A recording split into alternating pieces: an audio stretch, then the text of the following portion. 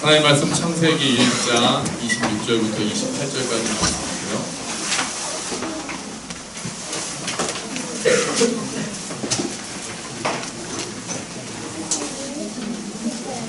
읽는 거 좀 읽다 읽으니까 그냥 찾아만 놓으세요.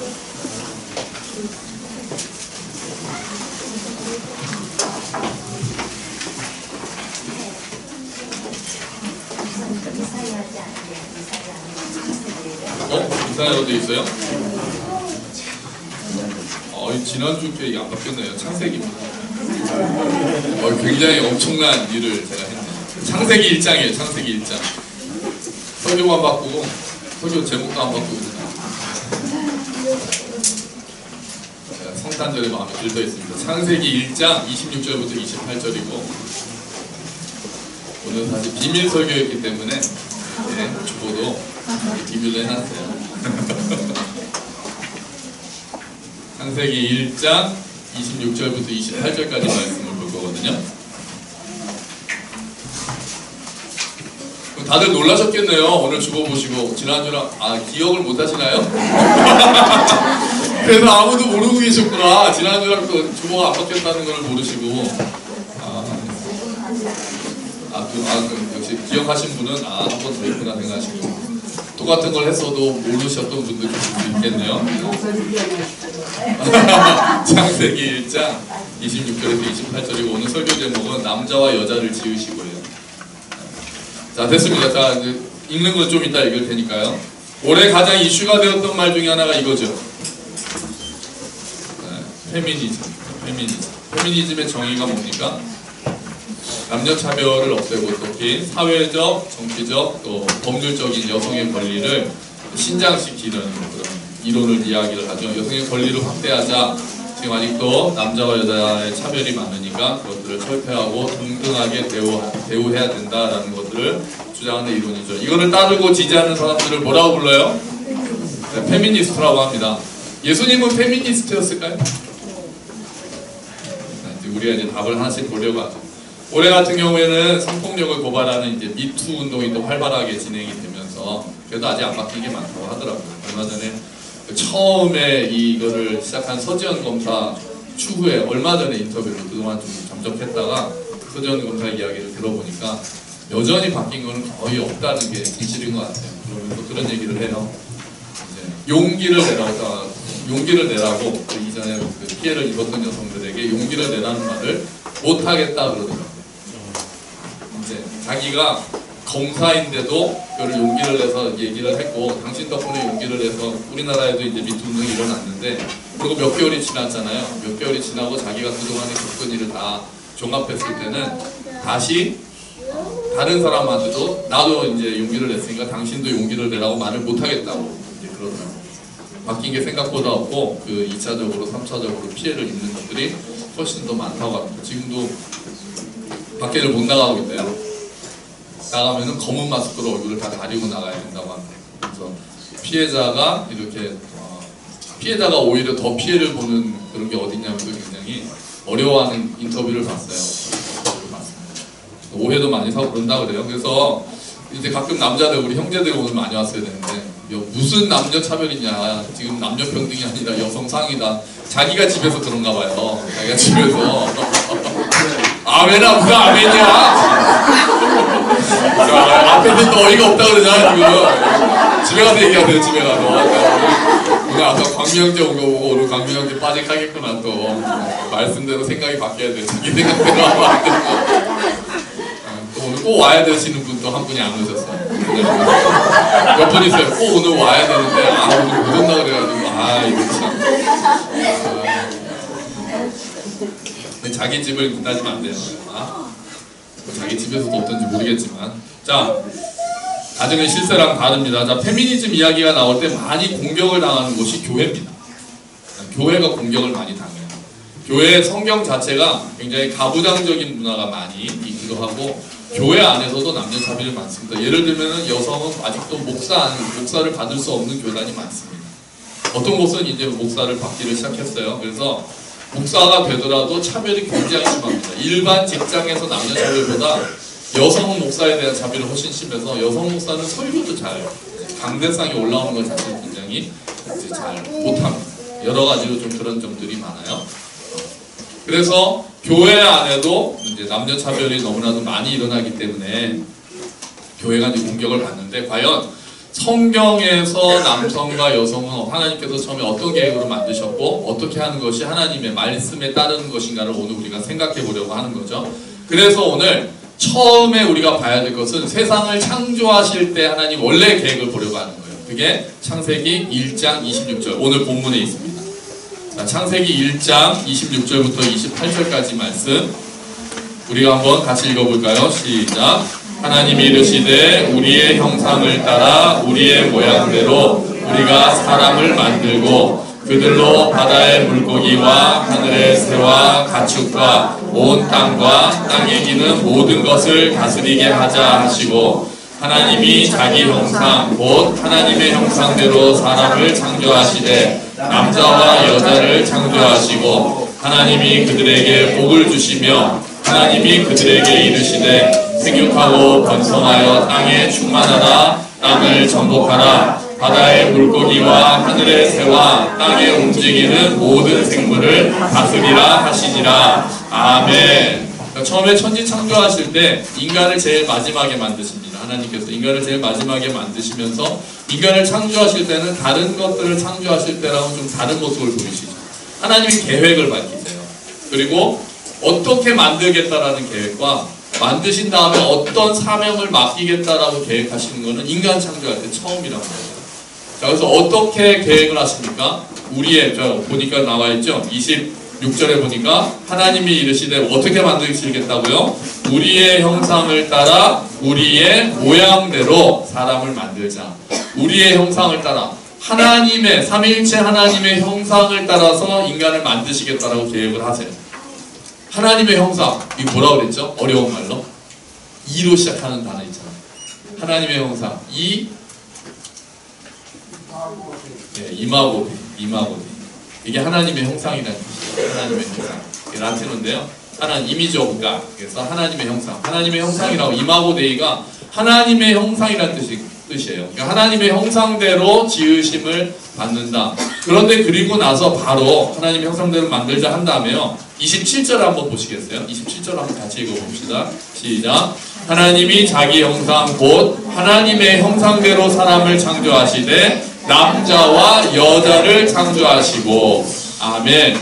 하나님의 형상대로 사람을 창조하셨다라고 나온 다음에 바로 남자와 여자를 창조하셨다는 말이 이어집니다. 그러니까 남자와 여자가 동등하게 하나님의 형상을 가지고 있다는 거예요. 하나님은 우리가 아버지라고 부르기 때문에 하나님을 자꾸 생각하면 남성의 모습으로 생각을 합니다. 그건 하나님께서 그 당시의 문화를 위해서 자기 자신을 그렇게 보여주신 거지, 하나님께는 남성과 여성이 다 같이 있는 거예요. 그 모습이. 그래서 하나님의 형상대로 남자도 지으셨고 하나님의 형상대로 여자도 지으셨다라는 게 창세기 1장에서 나옵니다. 그 다음에 그렇게 만드신 남자와 여자에게 어떤 사명을 맡기십니까? 온갖 피조물들을 다스리게 하자. 그들로 다스리게 하자라고 하나님이 말씀하실 때는 하나님께서는 남자와 여자 모두에게 동일한 사명을 주신 거예요. 피조물을 하나님을 대신해서, 하늘과 땅의 주인이신 하나님을 대신해서 모든 피조물을 다스리는 것은 남자에게만 주어지고 여자에게는 안 주어진 명령이 아니라 그들로 다스리게 하자는 것은 남자와 여자에게 동등하게 주어진 사명이라는 거예요.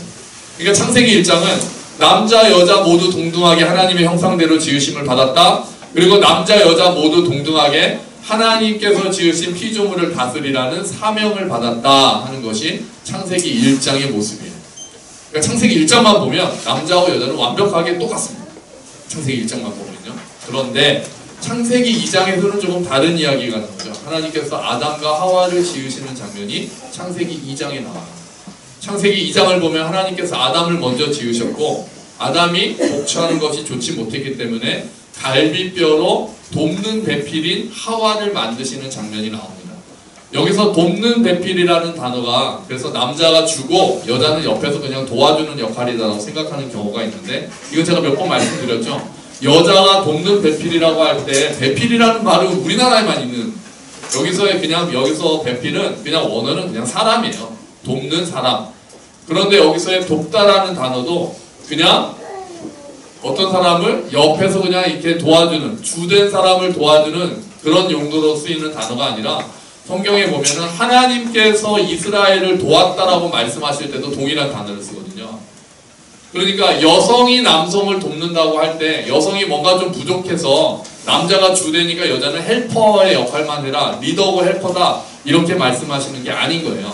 돕는 배필이란 말에는 하나님이 이스라엘을 도왔던 것처럼 돕는다라는 단어까지 들어가 있는 거예요. 그러니까 꼭 여기서 누가 리더고 누가 헬퍼다 이렇게 두 개를 구분할 필요가 없다는 거죠. 다만 뭐 하라는 거예요? 서로 어떻게 하라는 거예요? 도우라는 얘기예요. 서로 보완해야만 완벽해진다는 것을 보여주는 게 창세기 2장의 말씀이에요. 그러니까 여기서 남자가 뭐 더 우선이다 이런 말씀을 창세기 2장에서 우리가 굳이 가져오기는 쉽지가 않은 거예요. 그러니까 창세기 1장, 2장은 종합해보면 결국 어떤 거예요? 남자와 여자는 동등하게 하나님께서 창조하셨다. 그런데 서로 다르게 창조하셨기 때문에 서로 뭐 해줘야 된다? 보완해줘야 된다. 그래야 하나님이 처음에 만드신 계획에 맞다라고 우리가 볼 수 있는 겁니다. 그럼 도대체 언제부터 남자가 우월하고 여자가 남자의 지배를 받는 게 언제 나옵니까? 성경에 나옵니다. 어디서 나올까요? 남자가 여자를 지배한다는, 지배해라, 지배할 것이다 이 말씀이 언제 나온지 아세요? 창세기 몇 장이 나올까요? 3장이 나와요. 3장에. 언제요? 선악과를 따먹었어요. 하와를 저주하면서 이렇게 말씀하시죠. 너는 남편을 원할 것이나 남편이 너를 다스릴 것이다. 그러니까 이게 타락의 결과예요. 남자가 여자를 다스리고 남자가 여자를 지배하는 거는 선악과를 따먹고 하나님의 저주와 심판이 임한 다음에 일어난 거예요. 그러니까 그 뒤로 남성 우월적인 구조, 가부장적인 구조 같은 것들은 타락한 이후에 생겨난 구조들이에요. 자, 그러면 이제 때가 차서 예수님께서 이 땅에 오셨습니다. 예수님께서는 타락하고 왜곡됐던 질서를 다 바꾸시고 새 창조를 이루시는 분이 예수님이세요. 예수님 안에서 이제 새로운 시대가 시작되는 거죠.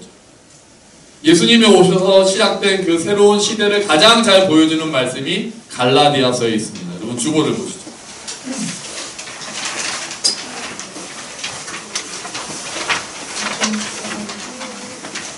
갈라디아서 3장 28절 말씀 우리가 같이 읽어보겠습니다. 시작. 그리스도 안에서는 유대인이나 그리스인이나 종이나 자유인이나 남자나 여자나 차별이 없습니다. 여러분은 그리스도 예수 안에서 모두 하나입니다. 아멘. 그리스도 안에서는 유대인이나 그리스인, 그러니까 인종에 따른 차별이 없다. 종이나 자유인, 사회적인 계층에 따른 차별도 없다. 남자나 여자, 성별에 따른 차별도 없다. 남자와 여자, 그리스인이나 유대인이나 종이나 자유인이나 모두 동등하게 그리스도 안에서는 평등하다. 그리스도 안에서 모두가 평등하게 하나님의 자녀가 되었고 모두가 평등하게 성령 하나님이 임하셨고 오순절날 성령 하나님이 임하실 때도 모인 무리들은 남녀가 같이였거든요.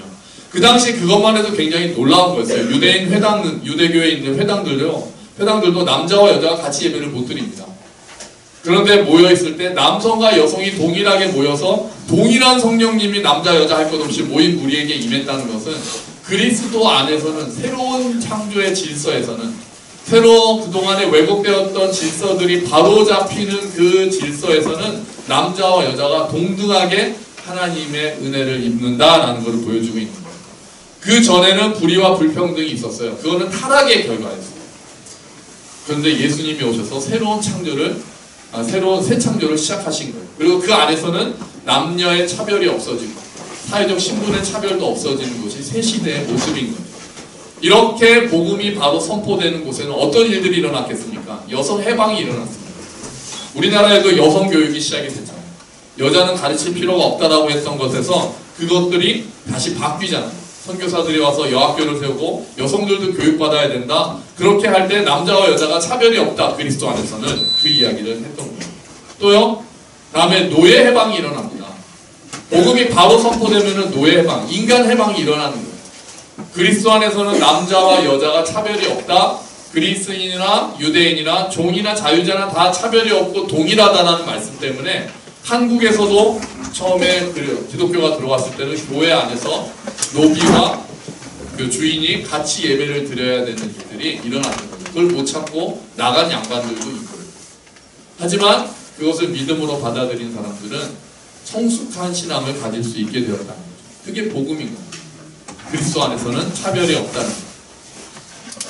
예수님께서 이 땅에 오셨을 때는 그 복음을 몸으로 직접 보여주셨습니다.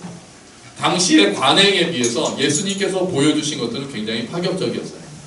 당시에는 유대교는 남녀차별이 굉장히 심하다고 말씀을 드렸잖아요. 그래서 유대의 어떤 랍비의 기도가 있어요. 아침에 일어나면 세 가지를 감사해요. 유대교 랍비가 뭐라고 감사하냐면은, 하나님 저를 이방인으로 태어나지 않게 해주셔서 감사합니다. 이게 첫 번째예요. 두 번째는, 하나님 저를 노예로 태어나지 않게 해주셔서 감사합니다. 이게 두 번째 기도예요. 세 번째 기도가 뭐겠어요? 하나님 저를 여자로 태어나지 않게 해주셔서 감사합니다. 그렇게 기도했다고 그래요. 그리고 아예 탈무드에도 여자들에게는 율법을 가르치지 마라. 그럴 바엔 차라리 토라, 율법을 그냥 태워버려라. 이런 말씀도 있다고 해요. 아주 남녀차별이 심했어요. 같이 예배도 드릴 수 없었어요. 그런데 예수님의 모습은 얼마나 그 관행을 깨는 아주 흉물적인 모습을 보여주셨던 거죠. 예수님께서 말씀을 가르치실 때 앞에서 열심히 듣던 여자 이름이 뭡니까? 마리아가 있었어요. 마리아가 예수님 발밑에 앉아서 하나님의 말씀을, 예수님의 말씀을 열심히 들으니까 그걸 나무라거나 여자들은 가라 하신 게 아니라 오히려 마르다가 와서 일 좀 도와주게 해주세요 라고 했을 때도 가장 좋은 것을 택하였으니 뺏기지 않을 것이다 라고 예수님은 말씀하셨어요. 그리고 예수님이 여성들을 인격적으로 대하시는 모습을 보면 당시의 유대교 남자들은 이방인뿐 아니라 자기의 아내나 딸하고도 길거리에서 아예 얘기하는 게 금지되어 있었다고 합니다. 여자들하고는 얘기도 못하게 했어요. 근데 예수님은 이야기하시죠. 심지어는 죄를 짓고 온 여인도 인격적으로 나도 너를 정죄하지 않겠다. 가서 다시는 죄를 범하지 말라라고 말씀하시고 보듬어 주셨어요.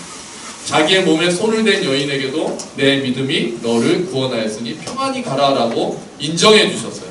심지어는 사마리아에 있는 여인 찾아가셔서 직접 그 여자가 놀래잖아요.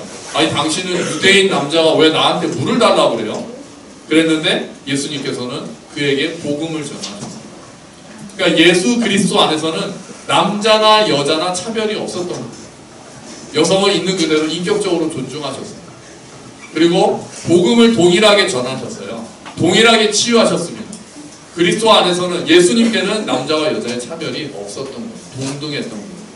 예수님으로 인해서 의롭게 되는 것도 남자와 여자가 동등하게 받았던 거죠. 똑같이 잃어버린 양이었습니다. 예수님께는 남자나 여자의 것이 똑같이 잃어버린 양이었고 똑같이 구원받아야 할 사람들이었고, 그리고 예수님께서는 똑같이 구원하셨어요. 가장 놀라운 사실이 뭔지 아세요? 여성이 너무나도 중요한 역할을 하는 장면이 있어요. 예수님의 삶 가운데서. 언제 여성이 정말 중요한 역할을 합니까? 예수님의 부활을 처음에 본 사람들이 다 여성이에요. 그죠? 제일 처음에 예수님을 만난 사람이 누구예요? 막달라 마리아예요. 그리고 여인들이 예수님을 보고, 그 당시에 예수님의 제자 12제자가 있었잖아요. 가룟 유다 빼면 11제자가 있었는데도 그 예수님의 부활하신 것을 보고 여성들이 그 사도들한테 가서 우리가 부활하신 예수님을 만났다고 그러거든요. 근데 이게 놀라운 게, 당시의 여성은 신명기에 보면은 여자의 증언은 법적으로 인정을 받지 못했어요. 너무 여자들은 감정적이기 때문에 법적으로 증언이 인정을 받지 못했어요. 근데 예수님은 그 부활의 증인으로 여성을 세우신 거예요. 그 당시 문화로서는 이걸 받아들이기가 힘들었을 거예요. 그 당시 초대교회에서도 그 사실을, 근데 부활하셨다는 게 너무 확실했기 때문에 그 여성들이 증인이 됐다는 걸 복음서에 그대로 다 쓰고 있는 거예요. 여성들의 역할이 너무나도 초대교회가 시작할 때도 그 부활을 증언한 그 여인들의 역할이 너무나도 중요했다는 거예요. 예수님 안에서는, 예수님과 관련해서는 남자와 여자가 전혀 차별이 없었던 거예요. 자, 그럼 이제 우리가 서신서로 들어가요. 서신서. 사도 바울에게 이제 우리가 가요. 사도 바울이 쓴 성경에는 보면 남자와 여자가 좀 차별적인 부분들이 좀 있어요. 있죠. 여자는 좀 잠잠해야 된다, 뭐 이런 말씀도 있고요. 그런데 남성과 여성을 동등하게 보고 있는 말씀도 생각보다 많습니다. 그래서 바울이 공격을 많이 당하거든요. 바울은 너무 가부장적이다라고 하는데, 그래서 의외로 남자와 여자도 동등한 권리를 가지고 동등한 의무를 가지고 있다라고 주장하는 말씀이 성경에는 의외로 많이 있어요. 아까 보았던 갈라디아서 3장 28절, 남자나 여자나 그리스도 예수 안에서는 차별이 없다라는 그 말씀도 사도 바울이 쓴 거고요. 그런데 고린도전서, 오늘 우리 주모에 보시면 고린도전서 7장에 보시면은요, 여기서도 남성과 여성이 동일한 모습을 보여주는, 남편과 아내가 동일한 모습을 보여주는 장면이 있어요. 우리가 한번 같이 읽어보겠습니다. 시작. 남편은 아내에게 남편으로서의 의무를 다하고 아내도 그와 같이 남편에게 아내로서의 의무를 다하도록 하십시오. 아내가 자기 몸을 마음대로 주장하지 못하고 남편이 주장합니다. 마찬가지로 남편도 자기 몸을 마음대로 주장하지 못하고 아내가 주장합니다. 아멘. 자, 여기를 보면은 남편하고 아내에게 동일하게 이야기를 합니다. 이게 특별히 남편하고 아내하고 이제 합방하는 그 문제를 가지고 이야기를 하는 건데요. 남편도 의무를 다하고 아내도 의무를 다해라. 근데 그 다음 구절이 더 놀라운 거예요. 아내가 자기 몸을 주장하지 못하고 남편이 주장한다. 이건 그 당시에 당연한 거였어요. 당연한 말이었어요. 이건 하나마나한 말이었어요. 아내가 자기 몸을 주장하는 게 아니라 그 주장할 권리가 남편에게 있다라는 것들은 당연한 그 시대에서는. 그런데 바울은 거기서 끝나지가 않고 마찬가지로 남편도 자기 몸을 마음대로 주장하지 못하고 아내가 주장한다라고 이야기를 하고 있습니다. 이게 당시는 굉장히 충격적인 이야기인 거예요. 남편이 자기 몸을 주장하는 게 아니라 아내에게 그 권리가 있다라는 말씀을 성경에서 집어넣어요. 이게 얼마나 완벽하게 동등하고 완벽하게 상호주의를 이야기하고 있는 구절입니다. 사도 바울의 입장에서도 남녀가 굉장히 동등하게 여겨지는 말씀들을 많이 했던 거죠. 고린도전서 11장에 보면은요, 여자들이 예언하는 장면이 나옵니다. 여자들이 근데 그 당시 막 열광적으로 예언을 하고 있는, 같이 모여서 예배를 드리는 것도 놀라운 일이라고 아까 말씀드렸잖아요. 같이 예배를 드리는데 여자들이 막 일어나서 머리를 풀어 헤치면서 막 예언을 해요. 여기서의 예언은 황홀경에 빠져서 하는 예언도 있고 하나님의 구약 말씀을 막 해석하면서 하는 것도 있어요. 그거는 지금으로 따지면 설교랑 비슷해요. 그런 문제들이 그 집안에서 발생을 합니다. 그러니까 교회에서 발생을 합니다. 그렇게 발생을 하면은 뭐라고 얘기하면은 딱 제일 쉽습니까? 여자들한테 뭐 하라 그러면 돼요? 잠잠하라 그러면 되죠. 그런데 고린도전서 11장에는, 디모데전서에서는 여성들은 잠잠하라고 얘기를 해요. 그런데 고린도전서에서는, 고린도 교회에서는 바울이 여성들에게 잠잠하라고 이야기를 하지 않습니다. 아예 못하게 하면 되잖아요. 똑같이 디모데전서처럼 여자는 설교하지 마, 여자는 예배 시간에 예언하지 마, 그렇게 하면 되잖아요. 근데 그렇게 하지 않아요. 대신에 어떻게 하라고 합니까? 머리에 뭐를 쓰고 수건을 쓰고 예언해라, 이렇게 말씀합니다. 그러니까 여자가 예언하고 설교하는, 공예배에서 여자가 예언하고 설교하는 것을 바울이 인정한 거예요. 그런데 다만 다른 사람들이 봤을 때 너무 무질서하게 보이는 것을 막기 위해서 머리에 수건을 쓰고 예언해라, 머리에 수건을 쓰고 설교하라고 바울이 이야기하고 있다는 거죠. 그러니까 바울도 이런 말씀은 그리스도 예수 안에서 남자와 여자의 역할이 차이가 없다라는 것을 전제하고 하는 말씀입니다. 그러면 그 여자는 교회에서 잠잠해라, 이 말씀은 도대체 어떻게 봐야 되느냐, 디모데전서의 말씀은. 그래서 우리는 그렇게 봅니다. 어떻게 보냐면요, 그거는 그 교회에 특수한 상황이 있었다고 보는 겁니다. 특별히 문제가 되는, 여성들로 인해서 문제가 많이 일어날 때 그 교회에 대해서 디모데에게 그런 때는 잠잠하게 시켜라, 이렇게 이야기를 하라. 특별한 상황으로 우리가 본다는 겁니다. 자, 그럼 우리가 이제 마지막으로 한 가지를 보겠습니다. 남자가 여자의 머리다. 우리가 한번 또 주보를 볼까요? 바울이 하는 얘기거든요. 이것도 바울 사도가 성경에 나온 이야기니까 우리가 이걸 어떻게 볼 것인가를 보려고 해요. 에베소서 5장 23절 말씀에 남편과 아내에 대한 말씀이 딱 있습니다. 같이 읽어봅시다.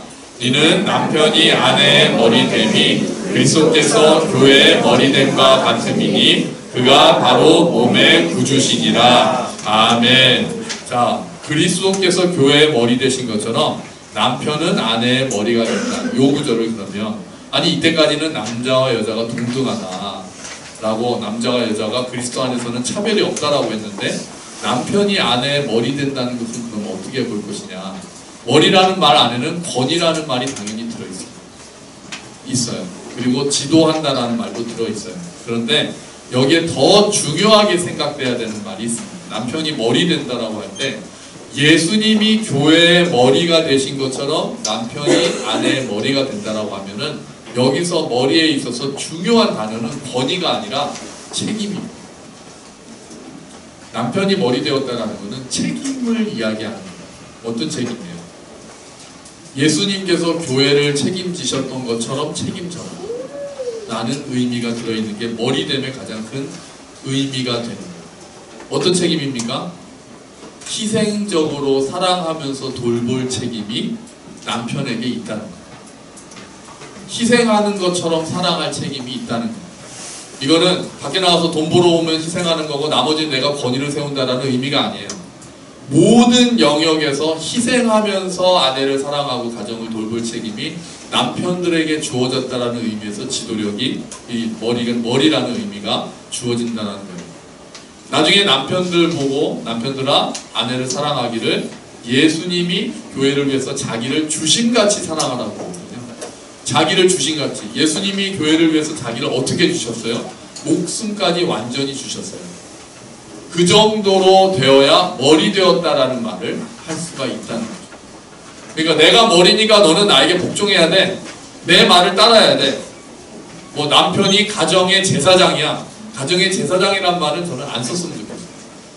구약적인 단어잖아요. 지금은 너희는 모두 다 왕같은 뭐다라고 그래요. 베드로전서에서 너희는 모두 다 왕같은 제사장이거든요. 남자도 제사장이고 여자도 제사장이에요.